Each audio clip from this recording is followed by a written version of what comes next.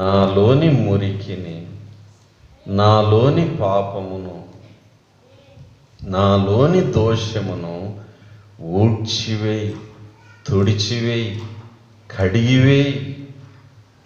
యేసు రక్తంతో కడిగివేయి ప్రభు. కనుక నాయనా, అందరితో పాటు నన్ను ఊడ్చొద్దు ప్రభువా, కానీ నాలోని చెత్తను ఊడ్చి. పేతురు భక్తుడు చేపలు దొరకలేదు, తెల్లవారింది, వచ్చి ఒడ్డున ఏం చేస్తున్నాడు? వలలు కడుగుతున్నాడు. వలలోని చెత్తను కడిగేశాడు. అలా ప్రభు ఏం చేస్తాడు? మనలోని చెత్తను కడిగి పారేస్తాడు, ఊడ్చేస్తాడు. కనుక జెఫన్య తర్వాత చదివితే ప్రస్తుత కాలము పరిస్థితులు అర్థమవుతున్నాయి. దేవుడు చీపురు పట్టినాడు, ఊడ్చేస్తున్నాడే. అయితే భక్తిహీనులతో కలిపి దేవుడు తన బిడ్డలను ఊడ్చివేయి. భక్తులు అక్కడక్కడ ప్రార్థన చేశారు, భక్తిహీనులతో నన్ను చేర్చొద్దు ప్రభువా అని వేడుకున్నాను. కనుక ఇది అవసరమును బట్టి వచ్చింది. అయితే ఇందులో మనం ఏమవుతాం చెప్పండి? శుద్ధ సువర్ణ. ఇది మంచిదే. మనలో చెత్త పోతుంది, మురికి పోతుంది, మన పాపాలు పోతాయి, విడిపిస్తాడు దేవుడు. మరలా తన సంఘము, వధువు పెళ్ళి మెరుపు కలిగిన సంఘంగా చేస్తాడు, పెళ్ళి కళ కలిగిన సంఘంగా మారుస్తాడు. పెళ్లి కుమారుడు వచ్చే సమయం ఆసన్నమైంది. కనుక ఇది ప్రస్తుత కాలం. కొంచెం మీకు దుఃఖమే, ఇబ్బందే, కొన్నిసార్లు జీవనానికి కష్టమే. అయినా మీరు ఇందులో నశించరు. కానీ ఎట్లా మారుతారు? శుద్ధ సువర్ణ. మంచిది. నా కాలగతులు నీ వశములో ఉన్నాయి ప్రభువా. మొదటి విషయం ఏంటి చెప్పండి?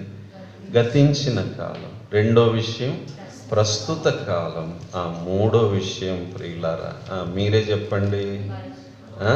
భవిష్యత్ కాలం. దాన్నే పేతురు ఏమన్నాడంటే మిగిలిన కాలం అన్నాడు. ఏమన్నాడు? మిగిలిన కాలం. ఇదే పత్రికలో చూద్దాం. మొదటి పేతురు 4వ అధ్యాయం 2వ వచనం. శరీర విషయంలో శ్రమపడిన వాడు శరీరమందు జీవించు మిగిలిన కాలం. ఆగండి, అంటే భవిష్యత్తు గురించి చెప్తున్నాడు. మిగిలిన కాలం. ప్రియులారా, ఇక్కడ ఒక ప్రశ్న ఏంటంటే, నీకు నాకు ఇంకెంత కాలం మిగిలిందో ఎవరికి తెలియదు. ఒక శాస్త్రవేత్త ఇలాగ అంటున్నాడు, 2020 సంవత్సరంలో ఈ 6 నెలలలోనే ఇంత జరిగిందే, మిగిలిన 6 నెలలు ఇంకెంత జరుగుతుందో అని భయం వ్యక్తం చేశాడు. అలాగే చైనా దేశంలో ఒక ప్రముఖ బిజినెస్ మ్యాగ్నెట్ జక్మా అని ఉన్నాడు. alibaba.com అని బాగా పెద్ద బిజినెస్ కంపెనీ. ఆయన ఒక స్టేట్మెంట్ ఇచ్చాడు. 2020 సంవత్సరంలో బిజినెస్ గురించి ఆలోచించొద్దు, లాభం గురించి ఆలోచించొద్దు, నష్టం గురించి లెక్కలేసుకోవద్దు. అసలు 2020లో గొప్ప లాభం ఏంటంటే నువ్వు బతికుండడమే అని అన్నాడు. నువ్వు బ్రతికి బట్టగట్టి 2021లో ప్రవేశించావనుకో, నువ్వు గొప్ప లాభం కొట్టుకున్నట్టే అని అన్నాడు. చూసారా, ప్రాణం మీదకి వచ్చింది పరిస్థితి. అందుకే కొందరు డాక్టర్లు కూడా హాస్పిటళ్ళు మూసేసి అడ్రస్ లేకుండా వెళ్ళిపోయారు. ఏంటంటే బతికుంటే బలుసాగు తినొచ్చు అని, ఊపిరుంటే ఉప్పు అమ్ముకొని బ్రతకొచ్చు, ప్రాణం ఉంటే చాలు.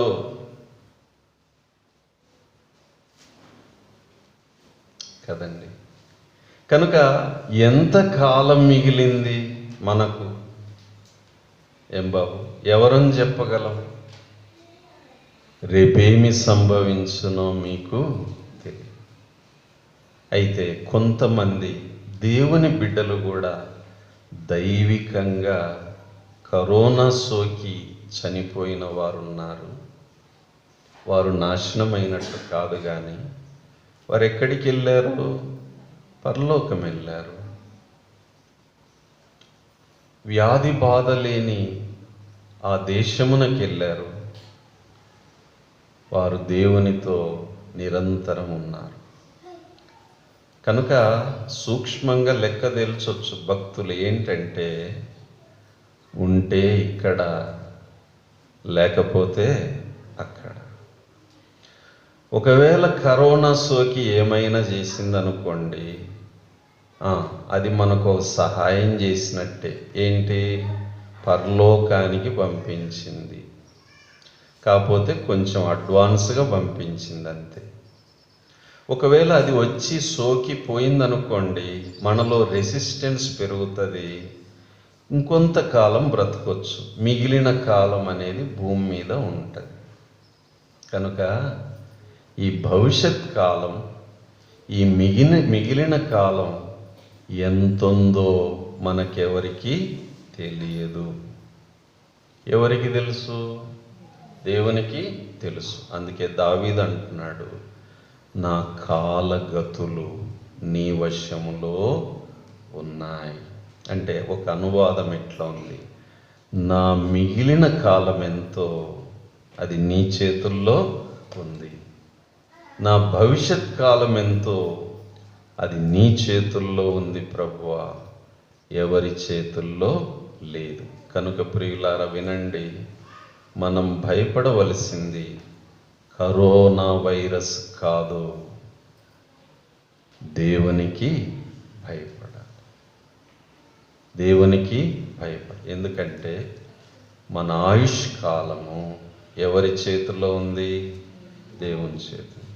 పొడిగించాలన్నా తరిగించాలన్నా ఎవరి చేతుల్లో ఉంది? దేవుని చేతుల్లో. సరే, మిగిలిన కాలం పొడిగించాడనుకోండి దేవుడు, నీకు ఏం చేస్తావు? ఏం చేయాలనుకుంటున్నావు? మన కళ్ళెదుటే కొంతమంది పోతున్నారు. మనకు పొడిగించాడనుకోండి, ఏం చేద్దాం చెప్పండి? ఏం చేద్దాం? మళ్ళా మామూలు జీవితమే జీవించుదామా? నో. ఇక్కడ రండి. ఇక మీదట మిగిలిన కాలం, శరీర విషయంలో శ్రమపడినవాడు శరీరమందు జీవించు మిగిలిన కాలం ఇక మీదట మనుజాశలను అనుసరించి నడుచుకొనక అది దేవుని ఇష్టానుసారముగానే. ఇదే అధ్యాయంలో 3వ వచనంలో అన్యజనుల ఇష్టం అని ఉంది. వాళ్ళు చెప్పారు, వీళ్ళు చెప్పారు, వాళ్ళు అట్లన్నారు, వీళ్ళు అట్లన్నారు, అందుకని మేము అట్లా చేస్తున్నాం. అన్యజనుల ఇష్టం కాదు. ఎవరిష్టం అంట ఇప్పుడు చెప్పండి? దేవుని ఇష్టం. కనుక ప్రియులారా, మిగిలిన కాలము ఒకటే గురి పెట్టుకుందాము, నేను దేవునికి ఇష్టమైన జీవితమే జీవించాలి, దేవుని ఇష్టానుసారముగానే నడుచుకున్నట్లు పాపముతో జోలి ఇక ఏమీయు లేక ఉండును. కనుక దేవుడు కాలం ఎందుకు పొడిగిస్తున్నాడంటే, చేసిన పాపాలే మళ్ళా చేస్తూ చేసిన తప్పులే మళ్ళా చేస్తూ పాపాలను అంతకంతకు పెంచుకుంటూ రాశిగా కుప్పగా పోసుకొని తీర్పుకు లోనవ్వటానికి కాదు. ప్రభువా, ఇంకా నా ఇష్టం కాదు, అన్ని జనుల ఇష్టం కాదు, లోకస్తుల ఇష్టం కాదు, లోక మర్యాద కాదు, కానీ నీకిష్టముగా బ్రతుకుతాను. దేవునికి ఇష్టమైన బ్రతుకు. ఎంత మంచి మాట! దేవునికి ఇష్టమైన బ్రతుకు. హానోకు గురించి మంచి సాక్ష్యం. అతడు దేవునితో నడిచాడు. ఆ మాట నేను చదువుతున్నప్పుడు ఆగాను. ఇంకో తలంపు వచ్చింది నాకు. మనం నడిస్తే దేవునితోనన్నా నడవాలి. దేవునితో నడవలేదంటే ఆటోమేటిక్గా ఎవరితో కలిసి నడుస్తున్నట్టు? సాతానుతో కలిసి నడుస్తున్నట్టు. జాగ్రత్త. వింటున్నారా? ప్రార్థన చేయడం లేదు, ఎవరితో కలిసి నడుస్తున్నట్టు?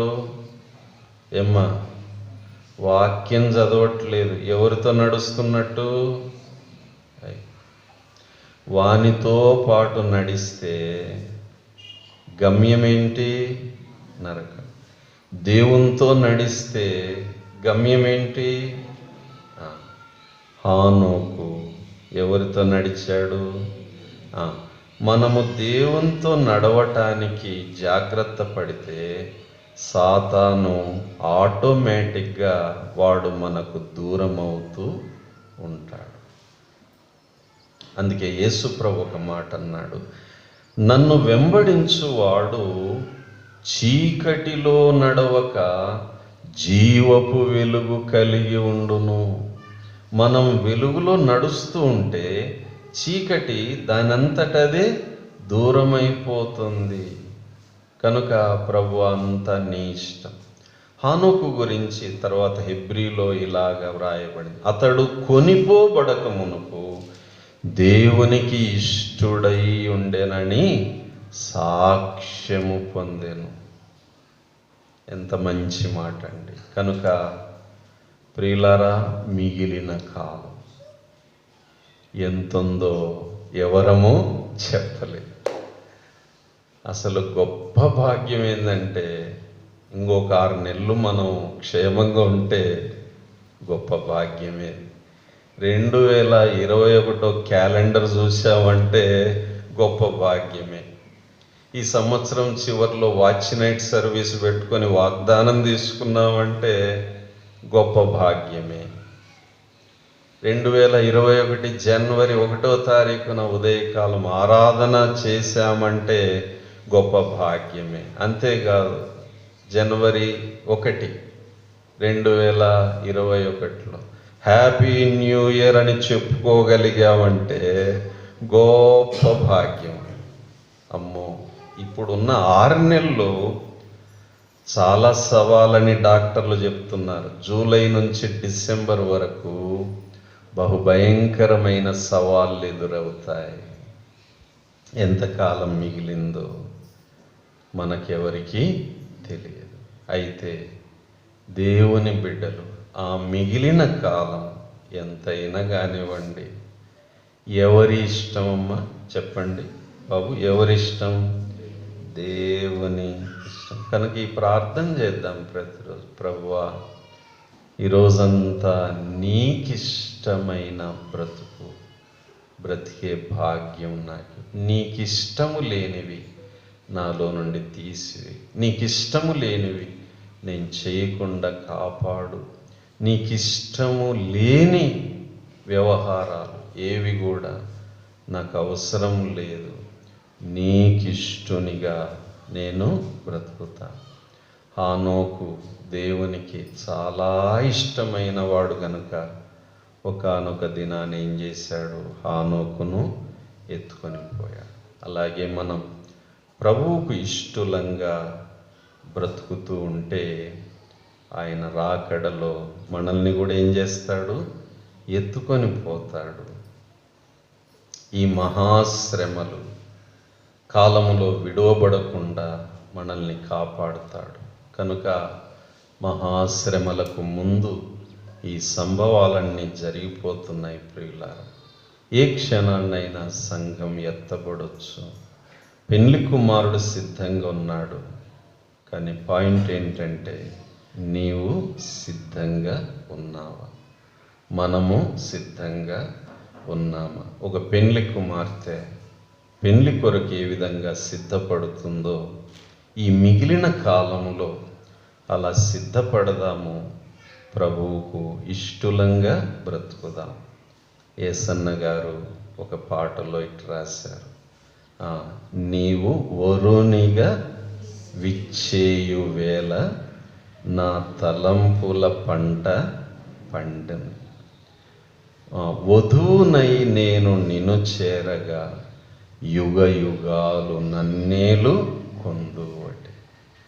భక్తుడు ఆయనను వరునితో పోల్చాడు, తనను వధువుతో పోల్చుకున్నాడు. పెండ్లి కుమార్తెగా జీవించాలి దేవుని బిడ్డలు. ఆ యేసన్న గారు ప్రభు దగ్గరికి వెళ్ళారు. ఇప్పుడు యుగ యుగాలు నన్నేలు కొందువటి. ఎంత మంచి అనుభవం. కనుక అలాంటి హోలీ రొమాన్స్లోకి దేవుని బిడ్డలు వెళ్ళిపోవాలి. ఆ ప్రాణప్రియునితో ఆ ప్రణయం, ఆ ప్రేమ, నేను వధువును, ఆయన వరుడు, ఆయన కొరకు ఎదురు చూస్తున్నాను. ఇక మిగిలిన కాలం ఆయనకిష్టమైనట్టుగా నేను జీవిస్తాను. కనుక ప్రియులారా, మన కాలగతులన్నీ ఎవరి వశములో ఉన్నాయి చెప్పండి? దేవుని వశములో. ఆ కాలమును చక్కగా పేతురు వివరించాడు. మొదటిదేంటి?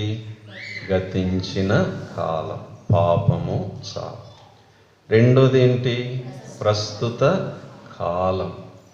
ఈ శ్రమలు, ఈ కష్టాలన్నీ మనల్ని ఏం చేస్తాయి? శుద్ధ సువర్ణంగా మారుస్తాయి. మూడవదేంటి? మిగిలిన కాలం. అదెంతో మనకు తెలియదు, కానీ అది ఎంతైనా, ఎన్ని రోజులైనా, ఎన్ని నెలలైనా, సంవత్సరాలైనా ఒకటే గురి. ఏంటి? నా ప్రభువుకు ఇష్టముగా బ్రతుకుతాను, పెళ్లి కుమార్తెగా సిద్ధపడతాను. ఒక్క మాట, సిద్ధపడేదానికి ఒక మంచి సూత్రం ఇక్కడ వ్రాయబడింది. ఎట్లా సిద్ధపడాలి? ఒకటే సూత్రం. మొదటి పేతురు 4:7. అయితే అన్నిటి అంతము సమీపమయ్యున్నది కాగా స్వస్థ బుద్ధి గలవారై ప్రార్థనలు చేయుటకు మెలకువగా ఉండండి. అంతే. మిగిలిన కాలం ప్రార్థన కాలము. అలా రాసుకుందా? వింటున్నారా ఏమ్మా? మిగిలిన కాలం ఏంటి చెప్పండి గట్టిగా? ప్రార్థన కాలం. అదొక్కటే సిద్ధపాటు, అదొక్కటే సిద్ధపాటు. ఓ భక్తుడు అన్నాడు, దిద్దుబాటే సిద్ధపాటు, దిద్దుబాటే సిద్ధపాటు. దిద్దుబాటు ఎప్పుడు జరుగుతుందంటే, మనం ప్రార్థనలో ప్రభువును కలుసుకున్నప్పుడు దిద్దుబాటు జరుగుతుంది, సర్దుబాటు జరుగుతుంది, సిద్ధపాటు అనేది మనకు వస్తుంది. ప్రభు రాకడలో ఎత్తబడతాము, యుగ యుగాలు ఆయనతో క్షేమంగా ఉంటాము. దేవుడు అట్టి సిద్ధపాటు మనకు దయచేయునుగాక. కనుక భయపడొద్దు, దావీదులాగా చెప్దాము, నా కాలగతులు ప్రభువా నీ వశములో ఉన్నాయి, నేను ధైర్యంగా బ్రతుకుతాను, మిగిలిన కాలం నీ కోసమే బ్రతుకుతాను, ఎదురు చూస్తాను, సిద్ధపడతాను, ఎత్తపడతాను. దేవుడు అటువంటి ధన్యకరమైన స్థితి మనకు దయచేయునుగాక. ఆమేన్. ప్రార్థన. పరిశుద్ధుడవైన తండ్రి, వందనాలు. వినబడిన వాక్యం మాలో స్థిరపరిచి ఫలింపచేయుమని, కాలము నెరిగి జీవించే కృపనిమ్మని యేసు ప్రభు ద్వారా స్తుతించి వేడుచున్నాము తండ్రి. ఆమేన్.